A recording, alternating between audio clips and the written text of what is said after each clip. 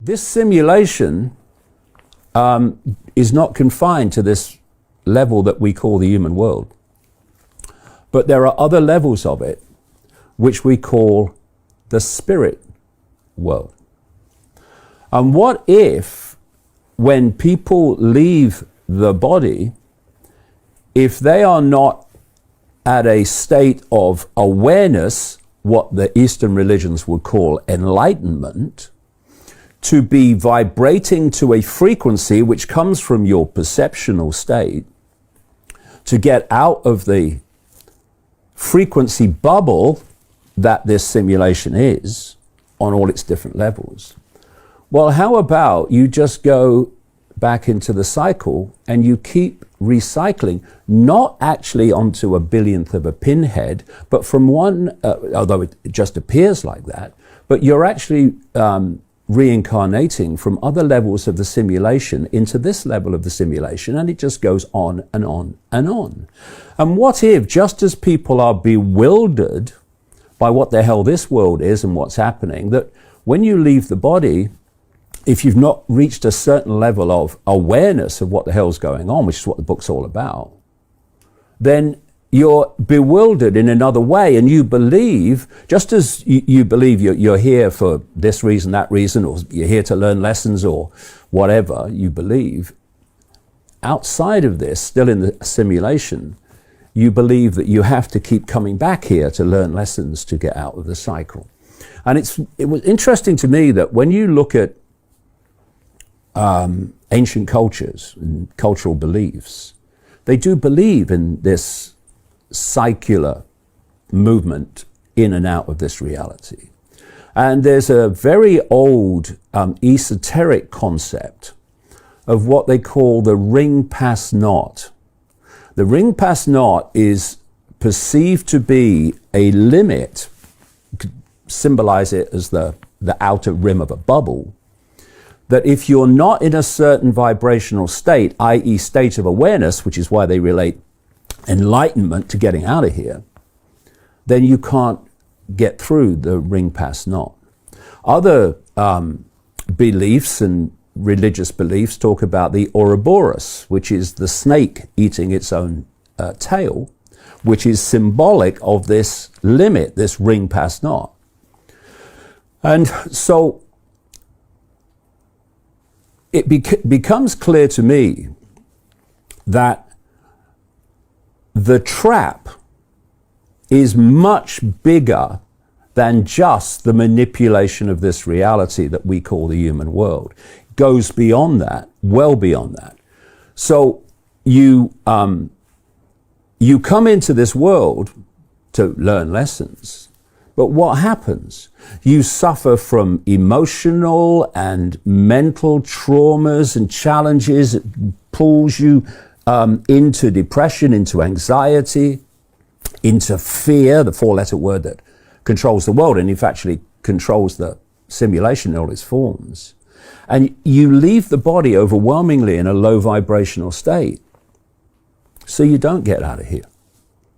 The idea is that you keep control of perception, i.e. frequency, to the point where no one gets out of here. And, you know, there are traps everywhere. Like there's the trap of, yeah, it's about reincarnation and learning lessons. It's a freaking trap. It's not about learning lessons. We don't have to learn lessons. We are all that is, has been, and ever can be. We don't have to learn lessons to stop incarnating on a billionth of a pinhead or into this level of the simulation, whichever you choose to symbolize it as. We can reach our own state of enlightenment just by the realization of who we are.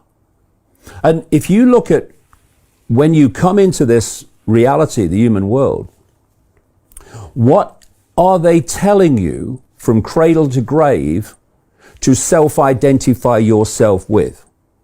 The body and the labels of a human life.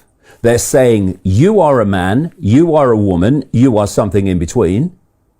You are this sexuality, you are that race, you are this religion, you are that income bracket. All these labels That's who you are. And if you perceive yourself in those incredibly limited terms, because they're not who we are, they are experiences that who we are, consciousness, is briefly having in a human life. But if you self-identify with those labels, you're self-identifying with limitation. When you self-identify with limitation, your sense of limitation becomes expressed vibrationally in a low vibrational state, which means when you leave this reality, this human reality, you're in a vibrational state that stays in the cycle, round and round and round it goes. And, you know, the other part of the trap is, where did the simulation come from? And I've been writing about this for quite a while. As Rich Terrell at NASA said, if this is a simulation, which he believes it is, who the hell created it? And this brings us to that question I posed earlier. Why can't we see that which is manipulating us in a non-human form, as I say it is? Well, because we can only see this tiny narrow band of frequency called visible light, and the force that is manipulating human society, controlling the simulation, actually created the simulation to enslave us by enslaving our perception.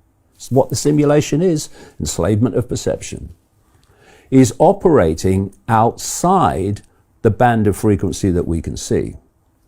And if we call this reality the third dimension, keep it simple, and a higher or another level of frequency high enough for us not to be able to see it, the fourth dimension is what spiritual people call the astral dimension or the astral plane. When people talk about astral traveling, it's actually traveling with the mind, because the fourth dimension, the astral dimension, is the dimension of mind. And it's from there that this reality is manipulated, controlled, and orchestrated